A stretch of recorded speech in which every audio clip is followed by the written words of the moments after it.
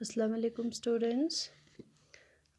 हम लोग electoral politics पढ़ रहे थे और पिछले वीडियो में इसका जो पार्ट फर्स्ट है इसमें हमने थोड़ा सा इस चैप्टर के इंट्रोडक्टरी पार्ट में हमने मतलब इंट्रोडक्शन के बारे में पढ़ा और इसमें आपको थोड़ा सा हमने आइडिया दिया through this Haryana election state assembly के जो स्टोरी यहाँ पे दी गई थी, उससे आपको थोड़ा सा आइडिया मिला है कि इलेक्शन होता क्या है या इलेक्शन में क्या क्या होता है ज़रा। ठीक है।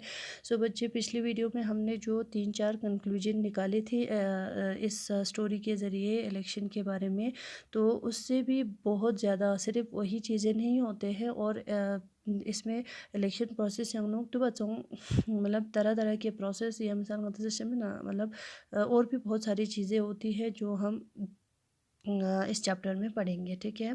सो आज का जो हमारा टॉपिक होगा वाई इलेक्शन और why do we need election. ठीक है। तो वाई इलेक्शन में बच्चे इसमें क्या है कि why do we need an election, इसमें हम क्या समझेंगे अबाउट द कि इलेक्शन की हमें क्या ज़रूरत होती है या इलेक्शन ही क्यों ज़रूरी है। ठीक है। तो इलेक्शन में जैसे हमारे यहाँ पे जो है इन अ डेमोक्रेसी में रेगुलरली मतलब कुछ सालों के बाद हर साल मतलब इलेक्शन होते हैं। ठीक है। तो लेकिन देयर आर मोर देन बहुत सारे हमारे कंट्री में जो है या हमारे वर्ल्ड में हंड्रेड्स ऑफ हंड्रेड जो कंट्रीज़ है या वन मोर देन 100 कंट्रीज़ जो है क्या करते हैं, इलेक्शन टेक प्लेस टू। ठीक है। इलेक्शन कराते हैं अपने अपने कंट्रीज़ में टू चूज़ देयर रिप्रेजेंटेटिव्स। ठीक है। अपने अपने रिप्रेजेंटेटिव्स चूज़ करने के लिए या पीपल अपने रिप्रेजेंटेटिव्स चूज़ करते हैं थ्रू इलेक्शन। ठीक है। सो अब हम इसमें देखेंगे कि इलेक्शन जो है जैसे जितने भी डेमोक्रेटिक कंट्रीज़ है, हर कंट्री में क्या होता है, इलेक्शन होता है। ठीक है। तो लेकिन हर कंट्री में इलेक्शन होता है तो हर डेमोक्रेटिक कंट्री में इलेक्शन होता है, लेकिन डेमोक्रेसी जो इलेक्शन जो होती है हर डेमोक्रेटिक कंट्री में, अब हम ये चीज़ भी समझेंगे क्या जो इलेक्शन होती है इन अ डेमोक्रेटिक कंट्री, क्या वो इलेक्शन भी एक डेमोक्रेटिक तरीके से होती है या मिसाल कैसे होती है, ये सारी चीज़ें हम समझेंगे। तो सबसे पहले तो अताअत समझ हमें ये समझ में आना चाहिए कि why do we need an election, कि हमें इलेक्शन की ही क्यों ज़रूरत होती है या हमारे पास और भी तरीके नहीं है कि हम अपने रिप्रेजेंटेटिव्स को चूज़ करने के लिए। ठीक है। तो हमारे पास और भी तरीके हो सकते हैं, लेकिन हम मानते हैं कि election is the better way to choose our representatives. ठीक है। तो इस चीज़ को हम यहाँ पे प्रूफ करेंगे, हम इसमें समझेंगे कि इलेक्शन ही क्यों बेटर वे हम मानते हैं टू चूज़ रिप्रेजेंटेटिव्स। सो बच्चे, अगर हम लोग इमेजिन करते हैं एक ऐसा मतलब एक ऐसे डेमोक्रेसी को जिसमें विदाउट इलेक्शन यानी इलेक्शन के बिना ही रिप्रेजेंटेटिव्स चूज़ करते हों करता हो, ऐसे ही अगर हम मतलब इमेजिन करते हैं ऐसा ही डेमोक्रेसी। ठीक है।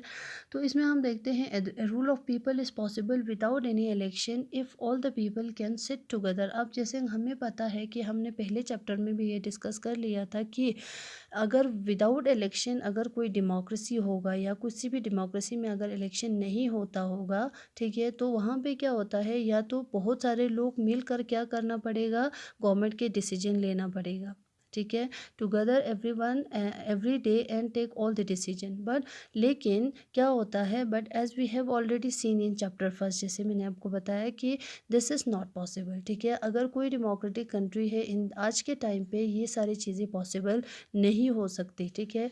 एक तो ना क्या है कि पॉपुलेशन बहुत ज़्यादा है, दूसरा इसमें क्या है कि हर कोई इतना इस लायक नहीं होता है, इतना नॉलेजेबल या इतना स्किलफुल नहीं होता है जिससे कि वो एक कंट्री के लिए एक डिसीजन ले पाए। ठीक है। कंट्री के मैटर्स में कंट्री के लिए अगर कोई डिसीजन लेता है तो सबसे पहला तो लोगों के पास, हर किसी के पास टाइम नहीं होता है।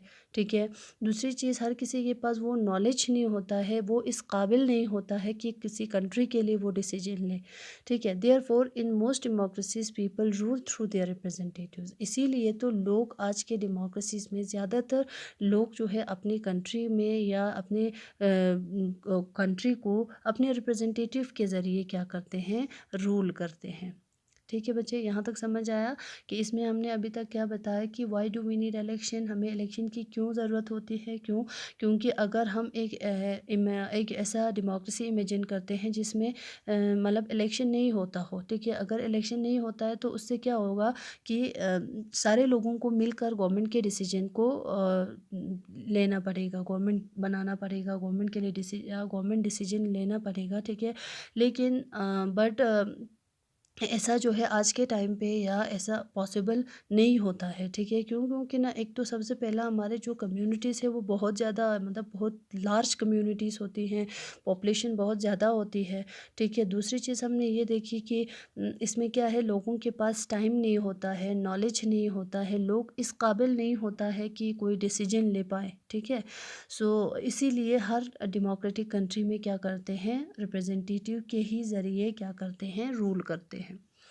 सो इसमें और एक चीज़ क्या है कि is their democratic way of selecting representative. अब इसके साथ साथ हम ये भी मतलब सोचते हैं या हम ये भी देखते हैं कि जो भी मतलब रिप्रेजेंटेटिव्स जो है विदाउट इलेक्शन सेलेक्ट करते हैं, ठीक है? विदाउट इलेक्शन अगर कोई अपना रिप्रेजेंटेटिव को मतलब तखसन सकते हैं जिसकी हर कोई इलेक्शन में अगर गवर्नमेंट के डिसीजन में पार्टिसिपेट नहीं कर पाएगा क्योंकि लोगों के पास टाइम, स्किल, नॉलेज ये सारी चीज़ें नहीं होती है, तो इसीलिए गतिस रिप्रेजेंटेटिव के ज़रिए ही रूल करते हैं। नेक्स्ट चीज़ अगर हम देखते हैं कि मिसाल फॉर एग्जांपल कोई कंट्री में अगर रिप्रेजेंटेटिव के ज़रिए ही, कोई डेमोक्रेटिक कंट्री में अगर रिप्रेजेंटेटिव्स को सेलेक्ट करते हैं विदाउट इलेक्शन, ठीक है? विदाउट इलेक्शन अगर कोई रिप्रेजेंटेटिव को सेलेक्ट करते हैं, लेकिन उससे क्या हो सकता है, let us think about the place where. अब हम इस चीज़ के बारे में सोचेंगे कि क्या विदाउट इलेक्शन जो है कोई भी मिसाल कोई भी ऐसा स्टेट, कोई भी ऐसे प्लेस के बारे में हम सोचेंगे जहाँ पे इलेक्शन नहीं होता होगा, लेकिन इलेक्शन नहीं होता है लेकिन वो लोग अपने रिप्रेजेंटेटिव्स को सेलेक्ट करते हैं।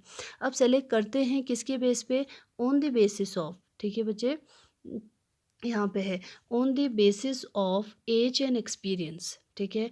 कोई अपने कंट्री में एज के बेस पे या किसी एक्सपीरियंस के बेस पे अगर कोई अपना रिप्रेजेंटेटिव चूज़ करते हैं कोई कंट्री में, ठीक है? तो इससे क्या होता है कि जो ऑन द बेसिस ऑफ, ठीक है, तो on a place where they are chosen on the basis of education, या जगह खचिक ऐसा भी हो जहाँ पे मिसाल कुछ कंट्रीज ऐसे भी है, मिसाल ऐसा भी अगर हम इमेजिन करते हैं कि अगर वो अपने किसी इंसान के एजुकेशन के बेस पे अगर वो या नॉलेज के बेस पे अगर एज के बेस पे, एक्सपीरियंस के बेस पे या एजुकेशन के बेस पे हम मिसाल ख्यार एक्सिल खंचिक अगर अपना रिप्रेजेंटेटिव खचिक इस फिंग नका, तो there could be some difficulties in deciding on who is more experienced, ठीक है? एक तो सबसे पहला तो ये बहुत ही मुश्किल होता है कि कौन कितना एक्सपीरियंस है, कितना मतलब एक्सपीरियंस तो चिक चिकिला, ठीक है, कि deciding on which is experience और कौन इतना नॉलेजेबल है जो कंट्री के लिए डिसीजन ले पाए। ये चीज़ें हमें डिसाइड करना सबसे पहला तो मुश्किल चीज़ है, ठीक है?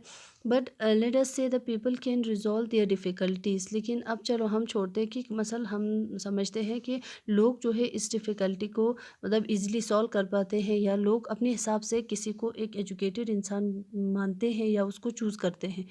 लेकिन clearly such a place doesn't require election, लेकिन उतुसुक जगह ने अनुक मन इलेक्शन इंसान ज़रूरत नहीं होता है या वो लोग नहीं समझते हैं कि इलेक्शन चंग मिन हा हम इस तरह से चूज़ कर सकते हैं अपने रिप्रेजेंटेटिव्स को। लेकिन ऑन द अदर साइड अगर नतिस्टिक बसाना का, तो क्या ये सारी चीज़ें हम डेमोक्रेटिक कहलाएंगे? But can we call this place a democracy, ठीक है, जिस जहाँ पे इस तरह से अपने रिप्रेजेंटेटिव्स को चूज़ करते होंगे, जैसे फॉर एग्जांपल एज के बेस पे, एक्सपीरियंस के बेस पे या एजुकेशन, एक एजुकेटेड इंसान को या एक एजेड पर्सन को या एक एक्सपीरियंस पर्सन को अगर कोई मतलब अपना रिप्रेजेंटेटिव चूज़ करते हैं, तो उस जगह को हम डेमोक्रेसी कहलाएंगे। How do we find out if people like their representatives are not, ठीक है? हम कैसे समझेंगे, कैसे हम पता करेंगे जिस इंसान को मिसाल फॉर एग्जांपल एज के बेस पे हमने चूज़ किया है, क्या वो इंसान हर किसी को पसंद है या नहीं है, ठीक है? लोगों को अपना ये जो एजेड रिप्रेजेंटेटिव है या जो एजुकेशन के बेस पे जो रिप्रेजेंटेटिव चुना गया है, क्या वो लोगों को पसंद, हर किसी को पसंद है या हर कोई इसको अपना रिप्रेजेंटेटिव मानते हैं या नहीं है, ठीक है। तो how do we ensure that this representative rule as per the wishes of the people, और हमें ये पूरा मतलब यकीन भी नहीं है, हमें ये इंश्योर भी, हमें ये कैसे इंश्योर करें कि अब एक इंसान को अगर आपने एजुकेशन के बेस पे अगर मतलब अपने इलेक्शन में खड़ा किया है या अपने मतलब रिप्रेजेंटेटिव चूज़ किया है, तो क्या ये मतलब लोगों के बिहाफ में या लोगों के विशेस के हिसाब से गवर्नमेंट चलाएगा या नहीं चलाएगा, ये सारी चीज़ें अता इंश्योर में देवता अदा पता में, ठीक है। So how to make sure that those who are the people don't like do not remain their representative, ठीक है। अब जैसे कि जिन लोगों को ये मतलब ये रिप्रेजेंटेटिव पसंद नहीं है या ये इंसान पसंद नहीं है, उदू निश्चित से मतलब इसको मतलब इसके रूल्स के हिसाब से वो कैसे मतलब चलेगा या उनको कैसे मतलब ये इंश्योर करेंगे कि श्योर यकीन दिलाएंगे कि ये जो रिप्रेजेंटेटिव है ये इनका या इन जिन्होंने ये रिप्रेजेंटेटिव चूज़ किया है, क्या मतलब उनको ये कैसे यकीन दिलाएगा कि वो इंसान जो उनका रिप्रेजेंटेटिव बनेगा या रहेगा या नहीं रहेगा। तो मतलब इससे जो है बहुत सारे क्वेश्चन अराइज होते हैं बच्चे कि अगर इलेक्शन के बिना किसी के एज को यानी इस क्राइटेरिया यहाँ पे जो क्राइटेरिया रखा गया है कि एज ज़रिए एक्सपीरियंस ज़रिए या एजुकेशन ज़रिए, इन सारे क्राइटेरियाज़ के बेस पे अगर हम रिप्रेजेंटेटिव चूज़ करते हैं तो इससे बहुत सारे क्वेश्चन अराइज होती है। जैसे फॉर एग्ज़ाम्पल एक तो ना वो जो एक एरिया है क्या वो डेमोक्रेटिक कहलाएंगे। दूसरा चीज़ हाउ डू वी फाइंड, ठीक है, हम कैसे उस और मतलब रिप्रेजेंटेटिव को, ठीक है, लोग क्या उसको अपना रिप्रेजेंटेटिव मान रहे या नहीं मान रहे, क्या लोग उस इंसान को पसंद करते हैं नहीं करते हैं, या हम ये कैसे इंश्योर करें कि जिस इंसान को हमने एज ए रिप्रेजेंटेटिव चूज़ किया है अकॉर्डिंग टू दिस क्राइटेरिया, तो क्या वो हमारे लिए अच्छे से लोगों के विशेस के हिसाब से रूल कर पाएगा या नहीं पाएगा। तो इस तरह से बहुत सारी क्वेश्चन राइज होती है।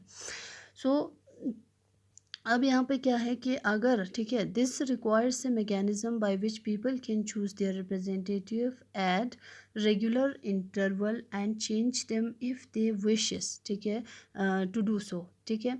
तो अब यहाँ पे क्या कह रहा है कि अगर जो सिचुएशन जो क्राइटेरिया का तुझक न का, तो इस तरह के क्राइटेरियाज अगर हम रखते हैं तो इससे बहुत मुश्किल हो सकती है। तो इसलिए यहाँ पे क्या किस चीज़ की ज़रूरत है, हमें एक पूरे मैकेनिज़्म की ज़रूरत है जिससे कि लोग अपने रिप्रेजेंटेटिव्स को चूज़ कर सके।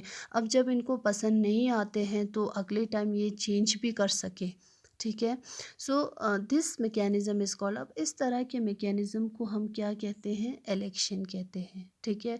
तो बच्चे इलेक्शन के बग़ैर अगर कोई रिप्रेजेंटेटिव चूज़ करते हैं कोई क्राइटेरियाज़ को रख के, तो इससे यहाँ पे आपको भी पता चल रहा है या हमें भी पता चल रहा है कि बहुत सारे क्वेश्चन अराइज छचादू, और वो जो इलेक्शन है उसको हम डेमोक्रेटिक नहीं कहलाएंगे क्योंकि रिप्रेजेंटेटिव एज शिका चूज़ बसपा उदमी चा पता इस काबिल हो कि नहीं कि वो कंट्री को गवर्न कर सके, ठीक है, सबसे पहला। तो दूसरी चीज़ मिसाल क्या, एजुकेटेड मी खेज इलेक्ट तो किया, रिप्रेजेंटेटिव तो बनाया, क्या उस इंसान में क्या ये एबिलिटी होगा कि मतलब एक लीडरशिप की एबिलिटी खुआ योंचिना में दुआंग मतलब पता में, ठीक है।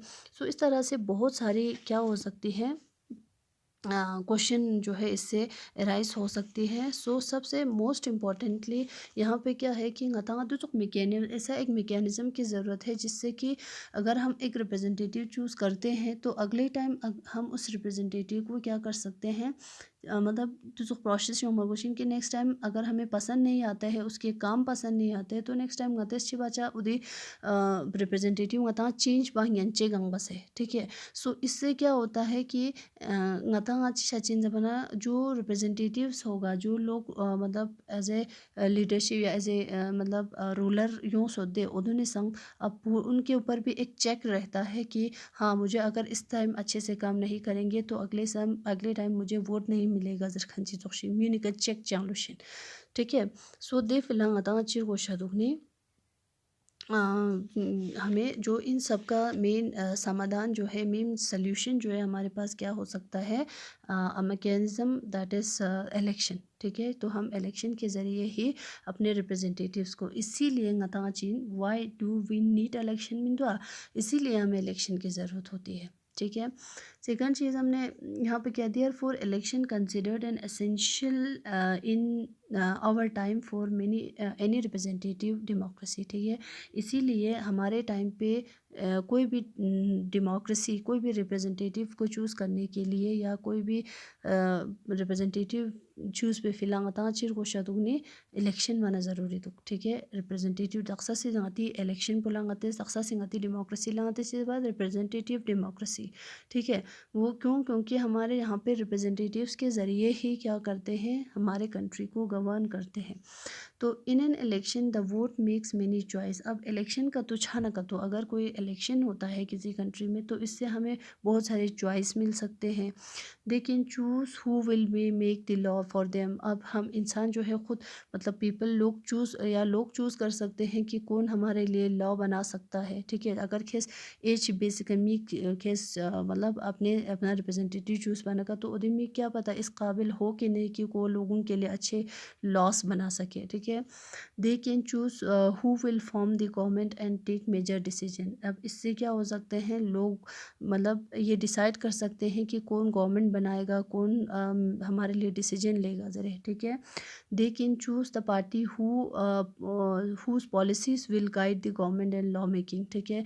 अब वो लोग उस लोगों को भी या हम लोग उन लोगों को उन पार्टीज़ को चूज़ कर सकते हैं जो अच्छे अच्छे पॉलिसीज़ लाए, जो गवर्नमेंट के अच्छे अच्छे मतलब गवर्नमेंट की जो लॉ मेकिंग है उसमें भी अच्छी तरह से गाइड कर सके, पार्टिसिपेट कर सके, ठीक है।